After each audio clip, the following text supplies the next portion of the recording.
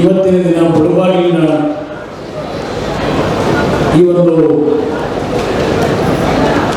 ಪುಣ್ಯಭೂಮಿಯಲ್ಲಿ ಸಮೃದ್ಧಿ ಮಂಜು ಅವರ ನಾಯಕತ್ವದಲ್ಲಿ ಒಂದು ಐತಿಹಾಸಿಕವಾದಂಥ ಸಭೆಯ ಮುಖಾಂತರ ತಾವೆಲ್ಲ ಇಲ್ಲಿ ಭಾಗವಹಿಸಿದ್ದೀರಿ. ವಿಶೇಷವಾಗಿ ಇವತ್ತಿನ ಮೆರವಣಿಗೆಯಲ್ಲಿ ಸುಮಾರು 1.5 ಗಂಟೆಗಳ ಕಾಲ ಕಳಶಗಳನ್ನು ಮತ್ತು ಕಾಲ್ನಡಿಗೆಯಲ್ಲಿ ಬಂದಂಥ ನನ್ನ ಸಹೋದರಿಯರು ತಾಯಂದಿರಿಗೆ ವಿಶೇಷವಾಗಿ ನಾನು ಕೃತಜ್ಞತೆಗಳನ್ನು ಸಲ್ಲಿಸಿ ಇವತ್ತಿನ ಕಾರ್ಯಕ್ರಮದಲ್ಲಿ ಭಾಗವಹಿಸಿರ್ತಕ್ಕಂಥ ಎಲ್ಲ ಮುಳುಬಾಗಿಲಿನ ಹಳ್ಳಿಯಿಂದ ಬಂದಿರತಕ್ಕಂಥ ಹಿರಿಯರಿಗೆ, ಯುವಕ ಮಿತ್ರರಿಗೆ ನನ್ನ ಗೌರವಪೂರ್ವಕವಾದ ವಂದನೆಗಳನ್ನು ಸಲ್ಲಿಸ್ತಕ್ಕಂಥ ಮುಖಾಂತರ ವೇದಿಕೆ ಮೇಲೆ ಉಪಸ್ಥಿತಕ್ಕಂಥ ಪಕ್ಷದ ಎಲ್ಲ ಗಣ್ಯರ ಮಾಧ್ಯಮದ ಮಿತ್ರರು, ಈಗಾಗಲೇ ಸಮಯ 4:30 ಗಂಟೆ ಆಗಿದೆ. ಸೂಕ್ಷ್ಮವಾಗಿ ನಾನು ಕೆಲವು ವಿಷಯಗಳನ್ನು ನಿಮ್ಮ ಗಮನಕ್ಕೆ ತರಲಿಕ್ಕೆ ಬಯಸ್ತೇನೆ. ಹೆಚ್ಚಿನ ಸಮಯವನ್ನು ತೆಗೆದುಕೊಳ್ಳಲಿಕ್ಕೆ ಹೋಗೋದಿಲ್ಲ. ಈಗಾಗಲೇ ಬೆಳಗ್ಗೆ ತಾವೆಲ್ಲರೂ 10-10:30 ಗಂಟೆಗೆ ತಮ್ಮ ಗ್ರಾಮಗಳಿಂದ ಬಂದು ಇಲ್ಲಿಯವರೆಗೆ ಎಲ್ಲರ ಒಂದು ಮಾತುಗಳನ್ನು ಕೇಳಿದ್ದೀರಿ. ಇವತ್ತು ಈ ಜನತಾ ಜಗದಾಲಯ ಕಾರ್ಯಕ್ರಮದ ಪ್ರಮುಖವಾದಂಥ ಜಾತ್ಯತೀತ ಜನತಾದಳದ ಸಂಕಲ್ಪ ಸ್ವಾತಂತ್ರ್ಯ ಬಂದು 75 ವರ್ಷಗಳೇನಾಗಿದೆ. ಸ್ವಾತಂತ್ರ್ಯ ಬಂದ 75 ವರ್ಷದಲ್ಲಿ ಸನ್ಮಾನ್ಯ ದೇವೇಗೌಡರು ನೀರಾವರಿ ಸಚಿವರಿದ್ದಾಗ, ಮುಖ್ಯಮಂತ್ರಿಗಳಾದಾಗ ಮತ್ತು ಪ್ರಧಾನಮಂತ್ರಿಗಳಾದಾಗ ಈ ನಾಡಿನ ನೀರಾವರಿಗೆ ಕೊಟ್ಟಂತ ಅವರ ಕೊಡುಗೆಯನ್ನು ಹೊರತುಪಡಿಸಿ ಯಾವುದೇ ಸರ್ಕಾರಗಳು ಈ ನಾಡಿನ ನೀರಾವರಿ ವಿಷಯದಲ್ಲಿ ದೊಡ್ಡ ಮಟ್ಟದ ಒಂದು ಯೋಜನೆಗಳನ್ನು ತರ್ತಕ್ಕಂಥ ಕೆಲಸಗಳನ್ನು ಮಾಡಲಿಲ್ಲ.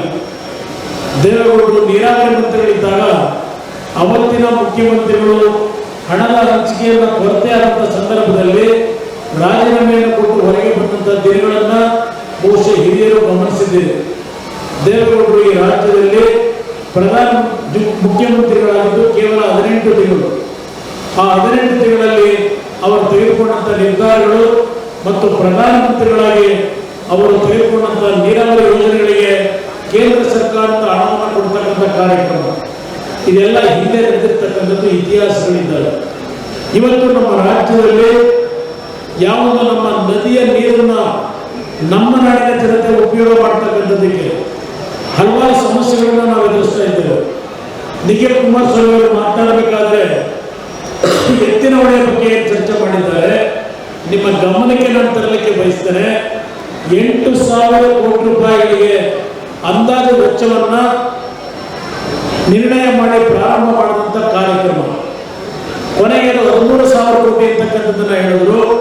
2014ರ ಪಾರ್ಲಿಮೆಂಟ್ ಚುನಾವಣೆಯಲ್ಲಿ ಅವತ್ತಿನ ಕಾಂಗ್ರೆಸ್ ಸರ್ಕಾರ ಕೇವಲ 1 ವರ್ಷದಲ್ಲಿ ನೀರನ್ನು ಕೋಲಾರ, ಚಿಕ್ಕಬಳ್ಳಾಪುರ ಜಿಲ್ಲೆಗೆ ಕೊಡ್ತೀವಿ ಅಂತಕ್ಕಂಥ ಮಾತನ್ನು ಹೇಳಿದರು. ಆದರೆ ಇವತ್ತು 8 ವರ್ಷಗಳು ಕಳೆದಿದ್ದಾವೆ. ಇವತ್ತು ಎತ್ತಿನ ಹೊಳೆ ಎಲ್ಲಿದೆ ಅಲ್ಲೇ ನಿಂತಿದೆ. ಆದರೆ ಹಣದ ಹೊಳೆಯಾಗಿದೆ. ಮೊದಲು ಹೇಳಿದರು ಯಾವುದು ದೇವರಾಯನದುರ್ಗದ ಹತ್ರ 10 TMC ನೀರನ್ನು ಸಂಗ್ರಹ ಮಾಡ್ತಕ್ಕಂಥ ಜಲಾಶಯವನ್ನು ನಿರ್ಮಾಣ ಮಾಡ್ತೀವಿ. ನಂತರ ಅದನ್ನು ಮತ್ತೆ ಬದಲಾವಣೆ ಮಾಡಿ ಹೊರಡಗೆರೆ ಹತ್ರ, ಬೈಗೊಂಡು ಹತ್ರ 5 TMC ನೀರನ್ನು ಸಂಗ್ರಹಿಸಿ ಕೋಲಾರಕ್ಕೆ 5 TMC ನೀರು, ಚಿಕ್ಕಬಳ್ಳಾಪುರಕ್ಕೆ 5 TMC ನೀರನ್ನು ಕೊಡ್ತೀವಿ ಅಂತಕ್ಕಂಥ ಸರ್ಕಾರ ಘೋಷಣೆ ಮಾಡಿ ಈಗ ಎಲ್ಲವನ್ನ ಬದಲಾವಣೆ ಮಾಡಿ ಕೇವಲ 2 TMC ನೀರಿನ ಜಲಾಶಯವನ್ನು ಬೈಗೊಂಡು ಹತ್ರ ಕಟ್ತೀವಿ ಅಂತಕ್ಕಂಥ ಮಾತು ಹೇಳಿದ್ದಾರೆ. 2 TMC ನೀರನ್ನ ಸಂಗ್ರಹ ಮಾಡತಕ್ಕಂಥ ಜಲಾಶಯವನ್ನು ಕಟ್ಟಿ ಇವತ್ತು ಕೋಲಾರ, ಚಿಕ್ಕಬಳ್ಳಾಪುರ ಜಿಲ್ಲೆಗೆ ನೀರನ್ನು ಕೊಡಲಿಕ್ಕೆ ಸರ್ಕಾರಗಳಿಗೆ ಸಾಧ್ಯವಿದೆಯಾ? 5 TMC ಅಂತಕ್ಕಂಥ ಮಾತನ್ನು ಹೇಳಿ ನಿಮಗೆ ಇವತ್ತು ದ್ರೋಹ ಮಾಡಿದ್ದಾರೆ ಕೋಲಾರ, ಚಿಕ್ಕಬಳ್ಳಾಪುರ ಜಿಲ್ಲೆಯ ಜನತೆ. ಅದಕ್ಕಿಂತ ಮತ್ತೊಂದು ವಿಷಯ, ಯರಗೋಳಿನ ಒಂದು ನೀರಾವರಿ ಯೋಜನೆ ದಿವಂಗತ ಶ್ರೀನಿವಾಸ್ ಅವರು ನಮ್ಮ ತಂದೆಯವರ ಸಹಪಾಠಿಗಳಾಗಿ ಇಬ್ರಾಹಿಂ ಅವರು ಹೇಳಿದಂಥ ರೀತಿಯಲ್ಲಿ 94ರಲ್ಲಿ ಅವರು ಏನು ಶಾಸಕರಾಗಿ ಮುಳುಬಾಗಿಲಿನ ನಿಮ್ಮೆಲ್ಲರ ಆಶೀರ್ವಾದದಿಂದ ಅವರು ಆಯ್ಕೆ ಆದರು. ಅವರ ಅವತ್ತಿನಿಂದ ಬಹಳ ಪ್ರಾಮಾಣಿಕವಾಗಿ ನಿಷ್ಠೆಯಿಂದ ಈ ತಾಲೂಕಿನ ಅಭಿವೃದ್ಧಿಗೆ ಸೇವೆಯನ್ನು ಸಲ್ಲಿಸಿದಂಥ ನನ್ನ ಹಿರಿಯ ಅಣ್ಣನಾಗಿ ಇದ್ದಂಥ ಶ್ರೀನಿವಾಸ್ ಅವರು ನಾನು ಈ ರಾಜ್ಯದ ಮುಖ್ಯಮಂತ್ರಿ ಆದಾಗ 2006ರಲ್ಲಿ ಅವರನ್ನ ತೋಟಗಾರಿಕೆ ಸಚಿವರಾಗಿ ಅವತ್ತೇ ನೇಮಕ ಮಾಡಿದ್ದೆ. ನಾನು ಚಿತ್ರಾವತಿಯ ಜಲಾಶಯದ ಯಾವ ಒಂದು ಪ್ರಾರಂಭಕ್ಕೆ ಬಂದಿದ್ದೆ ಅವತ್ತು ನಮ್ಮ ಮಾಧ್ಯಮದ ಸ್ನೇಹಿತರು ಎರಗೋಡಿನ ಬಗ್ಗೆ ಪತ್ರಿಕೆಯಲ್ಲಿ ಬರೆದಿದ್ದೆ. ಅದರ ಹಿನ್ನೆಲೆಯಲ್ಲಿ ನಾವು ಒಂದು ನಿರ್ಧಾರವನ್ನು ಮಾಡಿ ಎರಗೋಡಿನ ಹತ್ತಿರ ಒಂದು ಜಲಾಶಯವನ್ನು ನಿರ್ಮಾಣ ಮಾಡಿ ಕೋಲಾರ ಮತ್ತು ಸುಮಾರು ಬಂಗಾರಪೇಟೆ ಮತ್ತು ಈ ಒಂದು ಕೆಲವು ಭಾಗಕ್ಕೆ ನೀರನ್ನ ಕುಡಿಯೋ ನೀರನ್ನು ಕೊಡಬೇಕು ಅಂತ ಹೇಳಿ ತೀರ್ಮಾನ ಮಾಡಿ 50 ಕೋಟಿ ಹಣವನ್ನು 2006ರಲ್ಲಿ ನಾವು ಬಿಡುಗಡೆ ಮಾಡುತ್ತಿದ್ದನ್ನ ಇವತ್ತು ನೆನಪಿಸ್ಕೊಳ್ಳಿಕ್ಕೆ ಬಯಸ್ತೀನಿ. ಕಳೆದ ವಾರ ನಾನು ಬಂಗಾರಪೇಟೆಗೆ ಇದೇ ಜನತಾ ಜನದಾರಿಯ ಕಾರ್ಯಕ್ರಮಕ್ಕೆ ಹೋದಂಥದ್ದೇನಿದೆ. ಅಲ್ಲೇ ನಮ್ಮ ಅಭ್ಯರ್ಥಿ ಮಲ್ಲೇಶ್ ಅವರು ದೊಡ್ಡ ಮಟ್ಟದ ಇದೇ ರೀತಿಯ ಒಂದು ಕಾರ್ಯಕ್ರಮವನ್ನು ಏರ್ಪಾಡು ಮಾಡಿದರು. ಎರಗೋಡು ಜಲಾಶಯಕ್ಕೆ ನಾನು ಭೇಟಿ ಕೊಟ್ಟದ್ದೇನಿದೆ.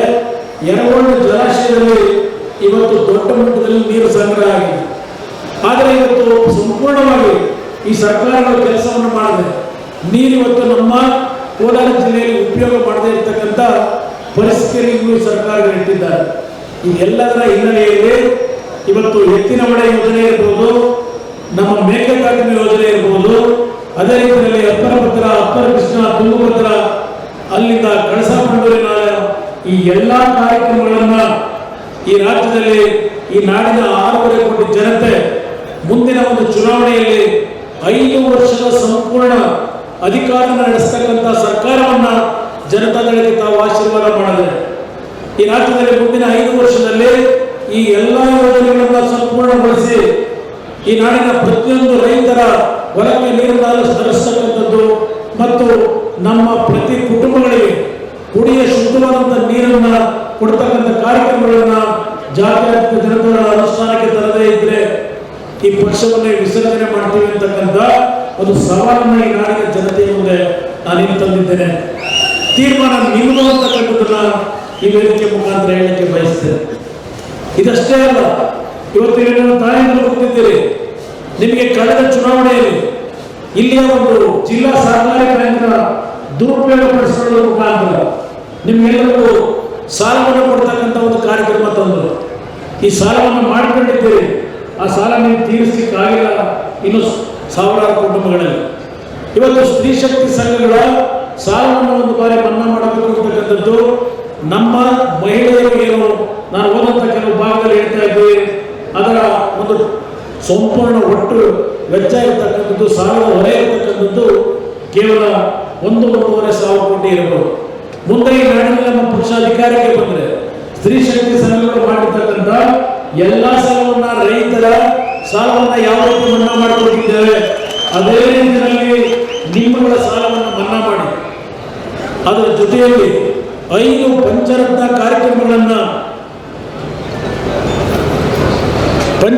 ಕಾರ್ಯಕ್ರಮವನ್ನ ನಾನೇನು ನಿಮ್ಮ ಮುಂದೆ ಇಟ್ಟಿದ್ದೇವೆ. ಇವತ್ತು ಕೋವಿಡ್ ಅನಾಹುತಗಳಾಗಿ 2 ವರ್ಷ. ಕೋವಿಡ್ ಅನಾಹುತದ ಸಂದರ್ಭದಲ್ಲಿ ನಮ್ಮ ಸಮೃದ್ಧಿ ಬಂದು ಒಂದು ಫುಡ್ ಕಿಟ್ ಅನ್ನು ಕೊಡ್ತಕ್ಕಂಥ ಒಂದು ಕಾರ್ಯಕ್ರಮ ಇಟ್ಟಿದೆ. ಇವತ್ತು ಅವರು ಒಂದು ನೋವಿನಿಂದ ಹೇಳೋದು, ನಾನು 45 ದಿನ ಇದ್ದಾಗ ಚುನಾವಣೆಗೆ, ಕಳೆದ ಚುನಾವಣೆಯಲ್ಲಿ ಸ್ಪರ್ಧೆ ಮಾಡಿದಾಗ 73,000 ಮತಗಳನ್ನ ನಾಡಿಗೆ ಒಂದು ಮುಳುಬಾಗಿಲ ಜನತೆ ಕೊಟ್ಟಿದ್ದೀರಿ ಅಂತ ಹೇಳಿ. ಇವತ್ತು ಆ ಚುನಾವಣೆ ನಿಮ್ಮಿಂದ ಸೋಲಾಗಿದ್ದಲ್ಲ, ನಮ್ಮ ಕೆಲವು ತಪ್ಪುಗಳಿಂದ ಸಮೃದ್ಧಿ ಮುಂದೆ ಸೋತರು ಹೊರತು ನೀವು ಅವ್ರನ್ನ ಗೆಲ್ಲಿಸಲೇಬೇಕು ಅಂತಕ್ಕಂಥ ನಿರ್ಣಯವನ್ನ ಈ ತಾಲೂಕಿನ ಜನತೆಗೆ ಮಾಡಿದ್ದೇವೆ. ಕೆಲವು ನಮ್ಮ ತಪ್ಪುಗಳಿಂದ ನಾವು ಸೋಲನ್ನು ಕಂಡಿದ್ದೇವೆ. ಇವತ್ತು ಒಂದು ಮಾತು ಹೇಳ್ತೇನೆ, ಚುನಾವಣೆಯಲ್ಲಿ ಸೋತ ನಂತರ ಅವರು ನಿಮ್ಮಿಂದ ದೂರ ಹೋಗಿಲ್ಲ. ಕಳೆದ 4 ವರ್ಷದಲ್ಲಿ ಇಲ್ಲಿ ನಡೆದಿರ್ತಕ್ಕಂಥ ಎಲ್ಲ ನಿಮ್ಮ ಸೊಸೈಟಿಯ ಚುನಾವಣೆಗಳಿರಲಿ, ನಿಮ್ಮ ನಗರಸಭೆಯ ಚುನಾವಣೆ ಇರಲಿ, ತಾಲೂಕು ಪಂಚಾಯಿತಿ ಚುನಾವಣೆಗಳಿರಲಿ, ಎಲ್ಲ ರೀತಿಯ ಚುನಾವಣೆಯಲ್ಲಿ ನಮ್ಮ ಪಕ್ಷದ ಕಾರ್ಯಕರ್ತರಿಗೆ ಹೆಗಲಿಗೆ ಹೆಗಲು ಕೊಟ್ಟು ನಿಮ್ಮ ವಿಶ್ವಾಸವನ್ನು ಗಳಿಸಿ ಈ ಒಂದು ಮುಳುಬಾಗಿಲಿನಲ್ಲಿ ಎಲ್ಲ ಚುನಾವಣೆಯನ್ನು ಗೆಲ್ತಕ್ಕಂಥದ್ರಲ್ಲಿ ನಿಮ್ಮ ವಿಶ್ವಾಸವನ್ನು ಗಳಿಸಿರ್ತಕ್ಕಂಥ ಒಬ್ಬ ಕ್ರಿಯಾಶೀಲ ಬಡವರ ಜೊತೆ ಇವತ್ತು ಕಷ್ಟ ಸುಖಗಳಲ್ಲಿ ಭಾಗಿಯಾಗ್ತಕ್ಕಂಥ ಒಂದು ಹೃದಯ ವೈಶಾಲ್ಯತೆಯನ್ನು ಹೊಂದಿರತಕ್ಕಂಥ ಸಮೃದ್ಧಿ ಮಂಜು ನಿಮ್ಮ ಮುಂದೆ ನಿಂತಿದ್ದಾರೆ. ಇದಕ್ಕಿಂತ ಮುಂಚೆ ಕೆಲವರು ಬಂದಿದ್ದಾರೆ. ಇಲ್ಲಿ ಚುನಾವಣೆ ಸಂದರ್ಭದಲ್ಲಿ ಬರ್ತಾರೆ, ಚುನಾವಣೆ ಆದ್ಮೇಲೆ ಕೈ ಸಿಗೋದಿಲ್ಲ. ಇವತ್ತು ಕಳೆದ ಚುನಾವಣೆಯಲ್ಲಿ ಒಬ್ಬರನ್ನ ಗೆಲ್ಲಿಸಿದ್ರಿ. ಮೈತ್ರಿ ಸರ್ಕಾರದಲ್ಲಿ ನಾವೇ ಮಂತ್ರಿ ಮಾಡೋದು, ಮಂತ್ರಿ ಮಾಡಿ 1-2 ತಿಂಗಳಿಗೆ ನಮಗೆ ಟೋಪಿ ಆಗಿ ಹೋದಂಥ ವ್ಯಕ್ತಿ ಈ ಚುನಾವಣೆಯಲ್ಲಿ ಈಗ ಬಿಜೆಪಿನಲ್ಲಿ ಮಂತ್ರಿಯಾಗಿ ಮತ್ತೆ ಅದೇನೋ ಹಣದ ವ್ಯವಹಾರದಲ್ಲಿ ಬಿಜೆಪಿಯ ಮಂತ್ರಿ ಸ್ಥಾನ ಕಳ್ಕೊಂಡಿದ್ದಾರೆ. ಈಗ ಮತ್ತೆ ಕಾಂಗ್ರೆಸ್ ಮನೆ ಬಾಗಿಲು ತಡ್ತಾ ಇದ್ದಾರೆ. ಪತ್ರಿಕೆಗಳಲ್ಲಿ ಗಮನಿಸ್ತೀರಿ. ನಾನು ಅದು ಯಾವುದ್ರ ಬಗ್ಗೆ ಚರ್ಚೆ ಮಾಡಲ್ಲ. ಆದರೆ ಒಂದು ನಿಮ್ಮಗಳ ಮುಂದೆ ಹೇಳ್ತಕ್ಕಂಥದ್ದು, ಯಾವೊಂದು ಕೋವಿಡ್ನ ಅನಾಹುತದಲ್ಲಿ 2 ವರ್ಷ ಈ ನಾಡಿನ ಜನತೆ ನೊಂದಿದ್ದೀರಿ. ಕಾಂಗ್ರೆಸ್ ಬಿಜೆಪಿಯ ಆಡಳಿತದಲ್ಲಿ ಕೋವಿಡ್ನ ಅನಾಹುತದಲ್ಲಿರ್ತಕ್ಕಂಥ ರೋಗಿಗಳಿಗೆ ಚಿಕಿತ್ಸೆಯನ್ನು ಕೊಡ್ತಕ್ಕಂಥ ವಿಷಯದಲ್ಲೂ ಹಣವನ್ನು ಲೂಟಿ ಮಾಡಿದ್ದಾರೆ ಅಂತಕ್ಕಂಥದ್ದನ್ನ ನಾನು ಹೇಳೋದಲ್ಲ, ಬಿಜೆಪಿಯ ಶಾಸಕರುಗಳು ಹೇಳ್ತಾರೆ. ಮೊನ್ನೆ ವಿಧಾನಸಭೆಯ ಕಲಾಪಗಳು ನಡೆಯಿತು. ಆ ವಿಧಾನಸಭೆಯ ಕಲಾಪದ ಸಂದರ್ಭದಲ್ಲಿ ಮಧ್ಯಾಹ್ನ ವಿಧಾನಸಭೆಯ ಅಧಿವೇಶನದ ಸಂದರ್ಭದಲ್ಲಿ ಮಂತ್ರಿಗಳು ಶಾಸಕರಿಗೆ ಊಟಕ್ಕೆ ಆಹ್ವಾನ ಕೊಡ್ತಾರೆ. ಬ್ಯಾಕ್ವರ್ಡ್ನಲ್ಲಿ ಊಟ ಕೊಡ್ತಾರೆ. ಇವರು ನನಗೆ ಊಟ ಕರೆದು ಒಂದು ಇಲಾಖೆಯವರು. ಆಗ ನಮ್ಮ ಬಿಜೆಪಿಯ ಶಾಸಕ ಮಿತ್ರರು ನನ್ನ ಹತ್ರ ಹೇಳ್ತಾರೆ, ಕುಮಾರಣ್ಣ ಅವರೇ ದಯವಿಟ್ಟು ಅಲ್ಲಿ ಊಟ ಮಾಡಲಿಕ್ಕೆ ಹೋಗಬೇಡಿ ಎಂದು. ಯಾಕಪ್ಪ ನಿಮ್ಮ ಮಂತ್ರಿಗಳು ಊಟ ಕರೀತಾ ಇದ್ದಾರೆ, ನೀವೇ ಬಹಿಷ್ಕಾರ ಹಾಕಿರ್ತೀರಲ್ಲ ಯಾತಕ್ಕೆ ಅಂತ. ಅವ್ರು ಏನು ಹೇಳ್ತಾರೆ, ಅಣ್ಣ ದಯವಿಟ್ಟು ಇವರು ಊಟ ಮಾಡಿದ್ರೆ ಯಾವೊಂದು ಕೋವಿಡ್ನ ಅನಾಹುತದಲ್ಲಿ ದುಡ್ಡನ್ನ ಇವತ್ತು ಲೂಟಿ ಮಾಡಿ ಹಲವಾರು ಪ್ರಾಣ ತೆಗೆದಿದ್ದಾರೆ. ಆ ಪ್ರಾಣ ಹೋಗಿರ್ತಕ್ಕಂಥ ಪ್ರಯತ್ನಗಳು ನಿಮ್ಮ ಮನೆಗೆ ಬಂದು ರಾತ್ರಿ ನಿಮಗೆ ಕನಸಲ್ಲಿ ಬಂದು ನಿದ್ದೆ ಮಾಡಲಿಕ್ಕೆ ಬಿಡೋದಿಲ್ಲ, ಆ ಊಟ ಮಾಡಬೇಡಿ. ಇದು ಬಿಜೆಪಿಯ ಶಾಸಕರು ಇವತ್ತು ಹೇಳ್ತಕ್ಕಂಥದ್ದು ಈ ಸರ್ಕಾರದ ಬಗ್ಗೆ.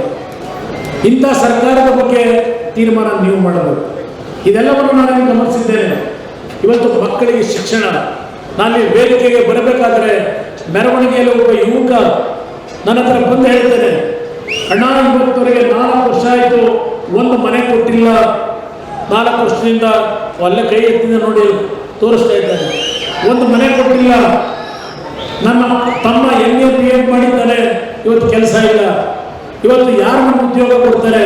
ಇದನ್ನು ಪ್ರಶ್ನೆ ಮಾಡಿದೆ. ಇವತ್ತು ಆಗಿರ್ತಕ್ಕಂಥದ್ದು ನಿಜ ಇದೆ. ಇವತ್ತು ಅದಕ್ಕೋಸ್ಕರಲೇ ಪಂಚರತ್ನ ಕಾರ್ಯಕ್ರಮದ ಯೋಜನೆಗಳಿದ್ದಾವೆ. ನನ್ನ ತಾಯಂದರಿಗೆ ವಿಶೇಷವಾಗಿ ಮನವಿ ಮಾಡ್ತಾರೆ, ಯೋಚನೆ ಮಾಡಿ ಬಾರಿ ನಿರ್ಧಾರ ಮಾಡಿ.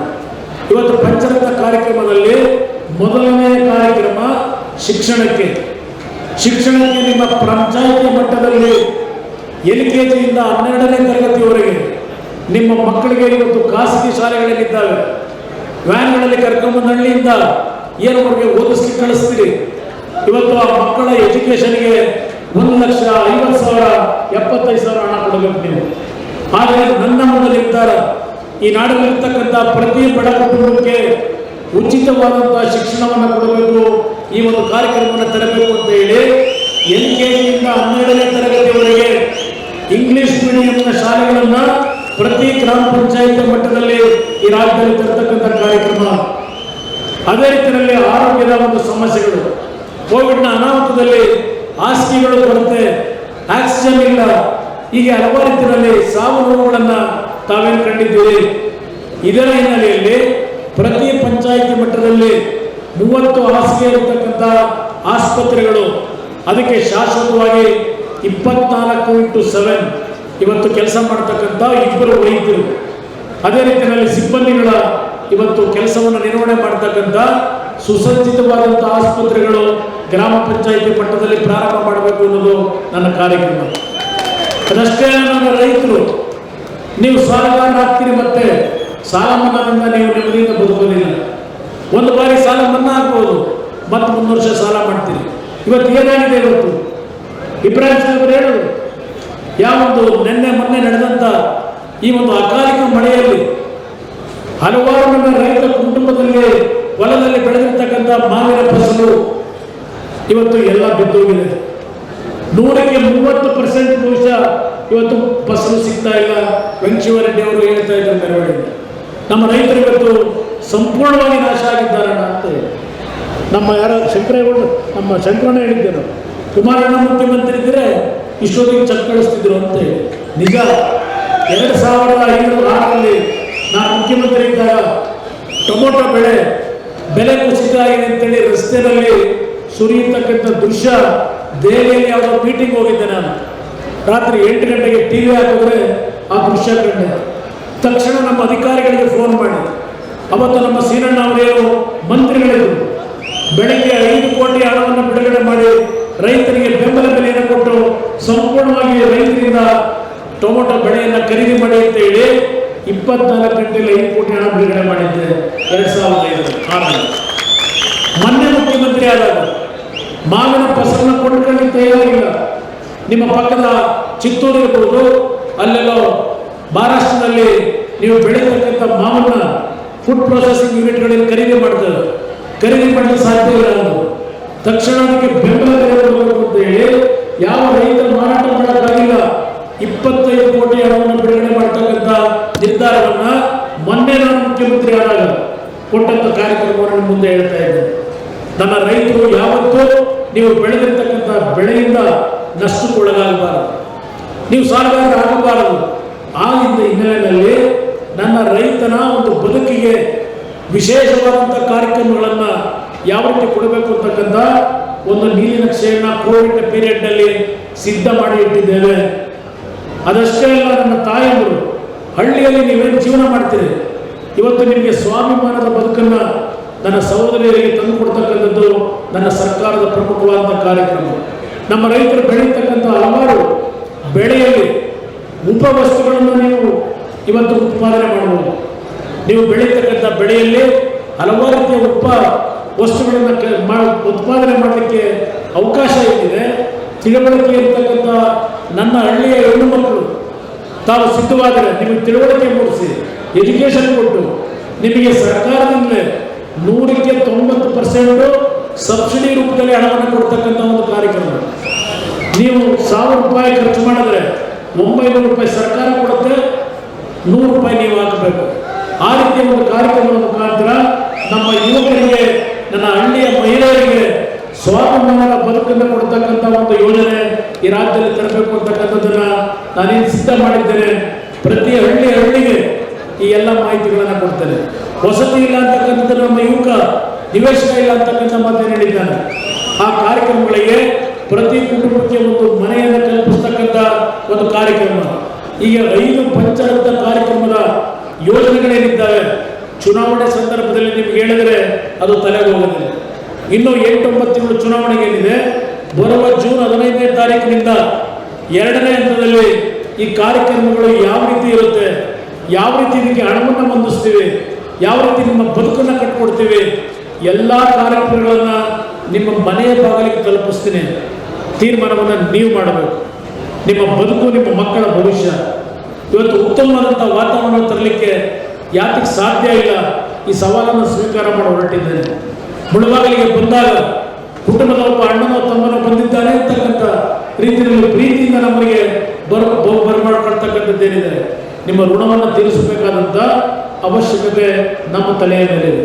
ನಮ್ಮ ಇಬ್ರಾಹಿಂ ಸಾಹೇಬ್ರು ಹೇಳೋದು ಏನೋ ಎತ್ತಾಗ ಇರ್ತಕ್ಕಂಥ ಸೂತಕ, ಸಾಯ್ತಕ್ಕಂಥ ಜನಗಳ ಸೂತಕ, ಮತ್ತೆ ಋಣದ ಸೂತಕದ ಬಗ್ಗೆ ಹೇಳ್ತಾ ಇದೆ.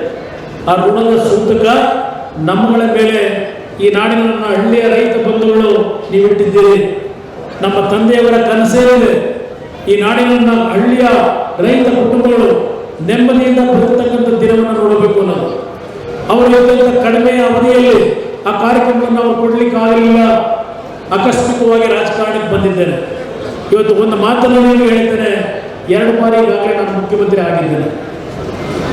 3ನೇ ಬಾರಿ ನಾನು ಮತ್ತೆ ಮುಖ್ಯಮಂತ್ರಿ ಆದರೂ ನಾನು ಮಾಜಿ ಮುಖ್ಯಮಂತ್ರಿನೇ. ಇವತ್ತು ನಾನು ಮುಖ್ಯಮಂತ್ರಿ ಆಗಬೇಕು ಅಂತ ಹೇಳಿ ಈ ಹೋರಾಟ ಮಾಡ್ತಾ ಇಲ್ಲ, ಈ ಕಾರ್ಯಕ್ರಮಗಳ ಬಗ್ಗೆ ಹೇಳ್ತಾ ಇಲ್ಲ.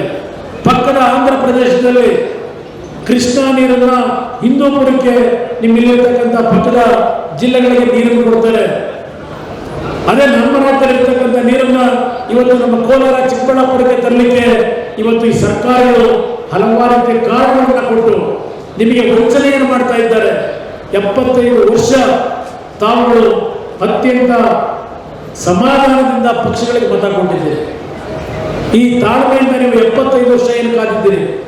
5 ವರ್ಷ ನೋಡೋಣ ನಮ್ಮ ಬೆಳೆಸಿರ್ತಕ್ಕಂಥ ಜನತಾದಳದ ನಾಯಕರು, ನಾವು ಬೆಳೆಸಿರ್ತಕ್ಕಂಥ ನಮ್ಮನೆಯ ಮಕ್ಕಳು ಯಾವ ರೀತಿಯಲ್ಲಿ ಕಾರ್ಯಕ್ರಮ ಕೊಡಬಹುದು ಒಂದು ಪರೀಕ್ಷೆ ಮಾಡೋಣ ಅಂತ ಹೇಳಿ 5 ವರ್ಷದ ಸರ್ಕಾರವನ್ನು ನೀವು ಕೊಡಲಿಕ್ಕೆ ಸಾಧ್ಯ ಇಲ್ಲವಾ ಇದನ್ನು ಕೇಳಲಿಕ್ಕೆ ನಿಮ್ಮ ಮುಂದೆ ಬಂದು ನಿಂತಿದ್ದೇನೆ.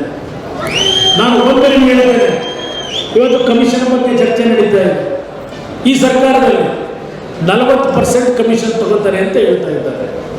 40% ಕಮಿಷನ್, ಇದು ದೊಡ್ಡ ಮಟ್ಟದಲ್ಲಿ ನಡೀತಾ ಇದೆ ಚರ್ಚೆ. ಇವತ್ತು SI ಪೋಸ್ಟ್ಗೆ 70 ಲಕ್ಷ 80 ಲಕ್ಷ ತನಿಖೆ ನಡೆಸ್ತಾ ಇದ್ದಾರೆ. ನೀವು ಬಡ ಮಕ್ಕಳು ಎಲ್ಲಿಂದ ಮುಳುವಾಗಿರ್ತಕ್ಕಂಥ ಈ ಬರಡು ಭೂಮಿಯಲ್ಲಿ ಒಣ ಭೂಮಿಯಲ್ಲಿ ಜೀವನ ಮಾಡಿ ಸಂಪಾದನೆ ಮಾಡ್ತಕ್ಕಂಥ ನಮ್ಮ ಯುವಕರಿಗೆ ಉದ್ಯೋಗ ಎಲ್ಲಿ ಕೊಡ್ತಾರೆ? ಈ ರೀತಿ ಆದರೆ ಇಂಥ ಒಂದು ಸರ್ಕಾರ ಏನು ನಡೀತಾ ಇದೆ, ಇದೇ 40% ಕಮಿಷನ್ನ ನಾನು ನಮ್ಮ ರೈತರಿಗೆ ನಾನೇನಪ್ಪ ಮಾಡಲಿ, ನೀವು ನನಗೆ ಸ್ವತಂತ್ರವಾದ ಸರ್ಕಾರ ಕೊಟ್ಟಿಲ್ಲ, ನಮ್ಮ ಪಕ್ಷ ಪೂರ್ಣ ಬಹುಮತ ಬರಲಿಲ್ಲ, ಅದಕ್ಕೋಸ್ಕರವಾಗಿ ಕಾಂಗ್ರೆಸ್ ನಾಯಕರು ನಮ್ಮ ಕಾರ್ಯಕ್ರಮಕ್ಕೆ 1 ನಯಾ ಪೈಸಾ ಕಡಿಮೆ ಮಾಡಬೇಡ ಅಂತೇಳಿ ಒತ್ತಡ ಆಗ್ತಾ ಇದ್ದಾರೆ. ರೈತರ ಸಾಲ ಮನ್ನಾ ಮಾಡಲಿಕ್ಕೆ ಎಲ್ಲಿಂದ ದುಡ್ಡು ತರಲಿ? ದಯವಿಟ್ಟು ಕ್ಷಮಿಸಿ ಅಂತ ಹೇಳಿ 14 ತಿಂಗಳಲ್ಲಿ 26 ಲಕ್ಷ ರೈತರ ಕುಟುಂಬಗಳಿಗೆ 25,000 ಕೋಟಿ ಹಣವನ್ನು ಬಿಡುಗಡೆಯನ್ನು ಮಾಡಿಕೊಟ್ಟೆ.